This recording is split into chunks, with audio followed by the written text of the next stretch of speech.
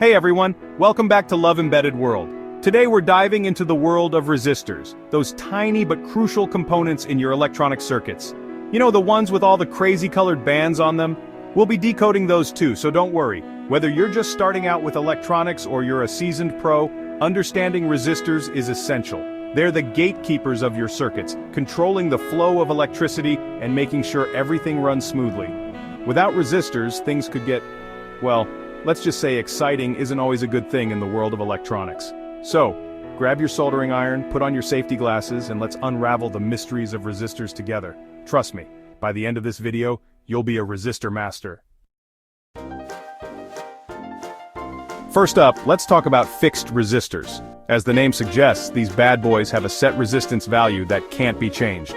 They're like the rocks in a river, always there, always providing the same amount of resistance to the flow of water, or in this case, electricity. Now you've got a few different flavors of fixed resistors, each with its own strengths and weaknesses. Carbon film resistors are the most common, cheap, cheerful, and they get the job done for most basic circuits. Then you've got metal oxide resistors, which are a bit more robust and can handle higher temperatures. And for those heavy-duty applications where you need super precise resistance, there's always wire-wound resistors. But how can you tell them apart? Well, besides their construction, each type of resistor often has a slightly different appearance. Carbon film resistors are often beige or light brown, while metal oxide resistors tend to be a bit shinier with a white or blue base. Wire wound resistors are the easiest to spot. They're chunky boys with a noticeable coil of wire around a ceramic core. But no matter the type, they all share one thing in common: those colorful bands.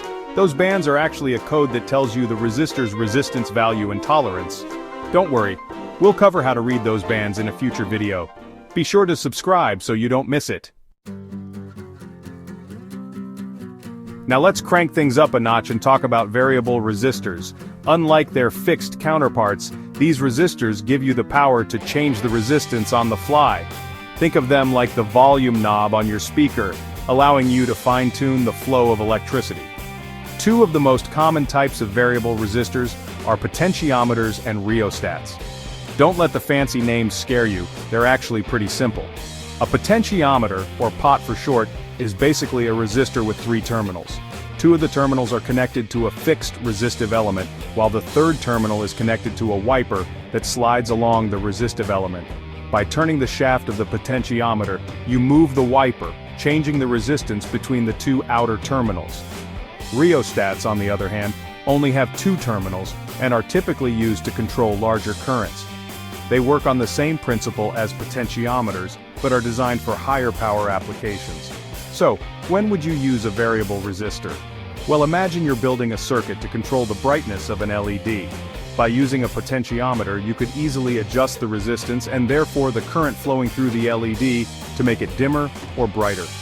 Variable resistors are super handy for any application where you need to fine-tune a circuit's behavior, making them an essential tool in any electronics enthusiast's arsenal.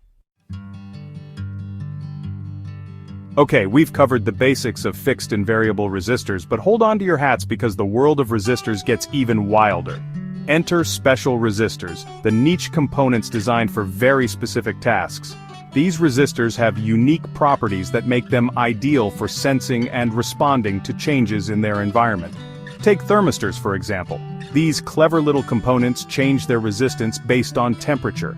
As the temperature rises, a thermistor's resistance might decrease or vice versa, depending on whether it's a negative temperature coefficient, NTC, or positive temperature coefficient, PTC, thermistor. Thermistors are used in all sorts of cool applications, from digital thermometers to over-temperature protection circuits in your computer. Then, there are light-dependent resistors, or LDRs for short. As you might have guessed from the name, these resistors change their resistance based on the intensity of light hitting them. Shine a bright light on an LDR, and its resistance will drop, allowing more current to flow through. LDRs are often found in automatic streetlights, turning on when it gets dark and switching off as the sun rises. You'll also find them in light meters for photography, and even in those fun little solar-powered dancing flowers. And that's just scratching the surface. There's a whole world of other special resistors out there, each with its unique properties and applications. That's it for today's breakdown of resistors. We've covered a lot of ground, from the humble fixed resistor to the more exotic thermistors and LDRs. Hopefully you now have a better understanding of these essential components and how they're used to control the flow of electricity in all sorts of circuits, from simple LED circuits to complex electronic devices. If you found this video helpful, make sure to give it a thumbs up and subscribe for more tech tips and tutorials. See you next time.